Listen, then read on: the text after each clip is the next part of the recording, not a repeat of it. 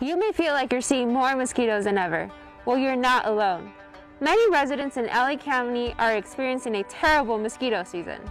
That's because we're now dealing with invasive Aedes mosquito, an aggressive daytime biting mosquito that breeds in small, cryptic household items. For a helpful list, you can visit tiptosstakeaction.org. If you submitted a service request, here's what to expect in one of our inspections, once we've confirmed your appointment. Once we've arrived at the property, we'll contact the resident and confirm the gate is open and any pets are safely placed in a secure area in the home. We'll first start with the front yard for any potential sources. Here we have this decorative item in the yard that could potentially become a source because of the water that it collects when the sprinklers are on. To prevent mosquitoes from breeding, make sure you empty out the water every 5 to 7 days, or you can position it differently.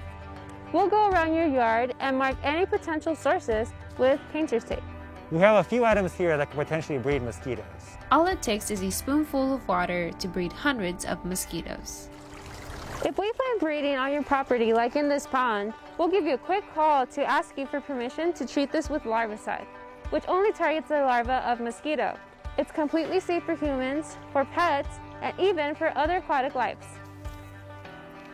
Unfortunately, we don't provide comfort spraying for adult mosquitoes because this treatment only provides temporary relief, and with continuous use, mosquitoes may build a resistance to this treatment. Our agency takes care of public spaces like street gutters, underground storm drains, and creeks, among other places. But we need your help to keep your community safe. You can make a big difference against these mosquitoes. It all starts by tipping and tossing standing water once every 5 to 7 days.